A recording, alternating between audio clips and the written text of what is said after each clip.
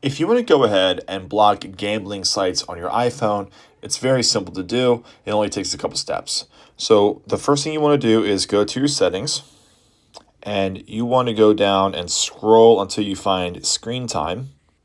And from here, you want to go down to content and privacy restrictions. You want to make sure that this is toggled on. That way, all of the settings or things that you're going to try and block are actually working in real time. So from here, as long as that's turned on, you want to go to your App Store, Media, Web, and Games. And then you just want to go down to Web Content. So here, as you see, I have limited adult websites, but we can always add a website to block. So what we're going to do is hit Never Allow and add a website.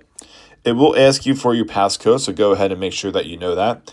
And we're just going to type in a site here, DraftKings.com, and we're going to hit the check mark. And from that point forward, DraftKings.com will be blocked on your phone. So if we were to come out of here, go onto your Safari, and let's go ahead and type in that web address, DraftKings,